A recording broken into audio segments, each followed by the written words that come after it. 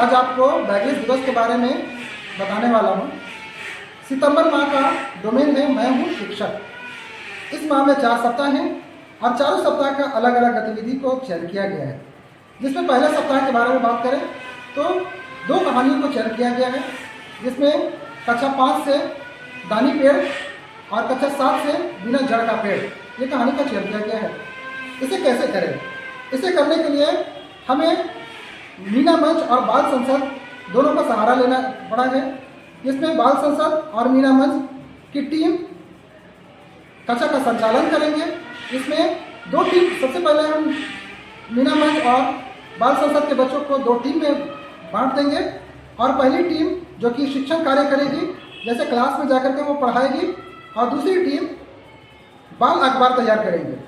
बाल अखबार करते समय 2-3 बातों का ध्यान जरूर से रखेंगे, जैसे कि शिक्षक की टीम क्या पढ़ा रही है, उनका पढ़ाने का ऑब्जर्वेशन क्या है, बच्चों का सवाल का जवाब वो दे पा रहे हैं कि नहीं दे पा रहे हैं, उनकी कॉन्फिडेंस कितनी है, कौन से सब्जेक्ट को पढ़ा रहे हैं, उनका पढ़ाने का तरीका क्या है, इन सब विभिन्न बिंदुओं को वो देखेंगे और अपने बाल अखबार में वो तैयार करेंगे। दूसरी टीम जो शिक्षा की टीम होगी वो पहले से परिपूर्ण होकर के तैयारी करके वो शिक्षण कार्य करेंगे और वो कोशिश करेंगे कि बच्चों को अपने बेहतर से बेहतर वो शिक्षण दे पाए। साथ ही ये कार्यक्रम 1 घंटे का चलेगा। 1 घंटे के बाद सारे बच्चों को फिर से एक जगह एकत्रित कर लिया जाएगा और फिर हम प्रदर्शन का कार्य शुरू करेंगे। प्रदर्शन का कार्य में इस तरह के होगा कि जो बाल अखबार की टीम है और जो शिक्षक की टीम है, दोनों एक साथ आकर के अलग अलग अनुभवों को अपना शेयर करेंगे और इस तरीके से हमारी पूरी योजना हमारे बैगलेस दिवस के दिन ये मनाया जाएगा। धन्यवाद। A few moments later.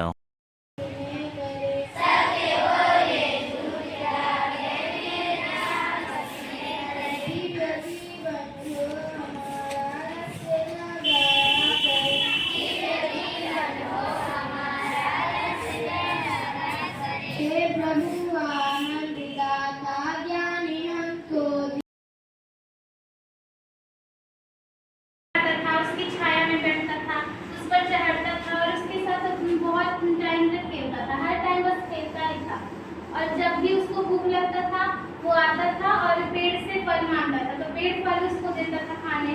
जब भी उसको कोई भी जरूरत होता था तो ये पेड़ से ही मांगता था।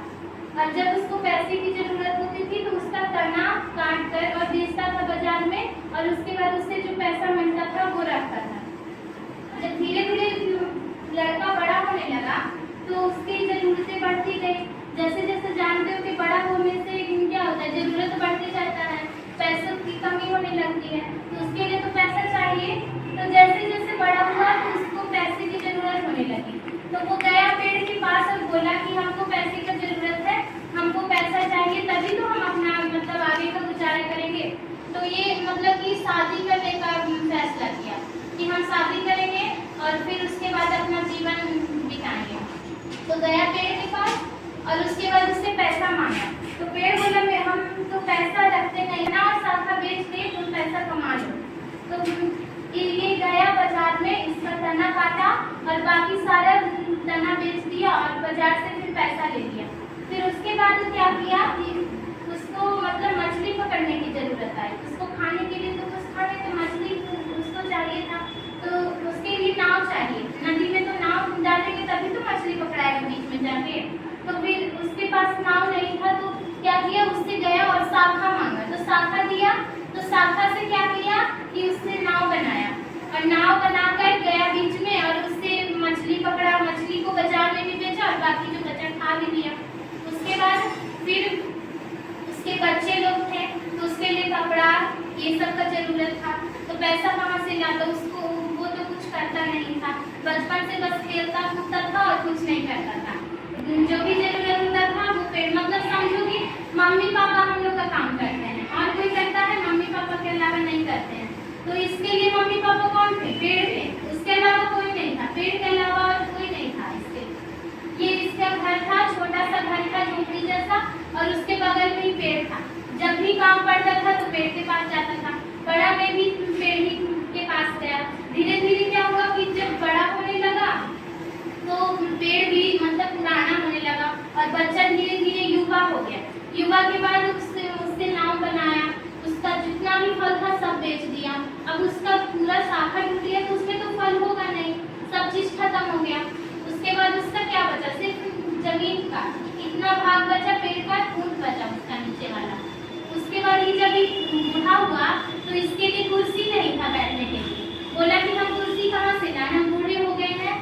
तो मतलब लाठी के लिए क्या किया, इसी का लकड़ी का जरूरत था, तो लाठी बनाने के लिए भी इसका लकड़ी का उपयोग किया। जब ये बड़ा हो गया, मतलब पूरा बूढ़ा बुजुर्ग हो गया, तो इसके पास कुर्सी नहीं था बैठने के लिए। तो गया पेड़ के पास, बोला कि मेरे पास कुर्सी नहीं है, हमको कुर्सी कहाँ से लाएं, ना तो पैसा है ना तो कुर्सी है, कुछ बैठने के लिए है नहीं। तो पेड़ बोला कि हम मेरे ठूंठ पे, मतलब ठूंठ बचा हुआ है, उस पे बैठ तो सकते हैं। तो पेड़ बोला कि मेरे ठूंठ पे बैठ जाओ और सुस्ता लो। उसके बाद फिर क्या किया लड़का, जब बड़ा हो गया तो पेड़ के पास, मतलब पेड़ पर बैठ जाता था और फिर उसके बाद घर जाता था। फिर से जब भी बैठने का मन करता था तो आता था और पेड़ के पास बैठ जाता था, और वही पेड़ मतलब उतना ही ठूंठ से ही बात करता था।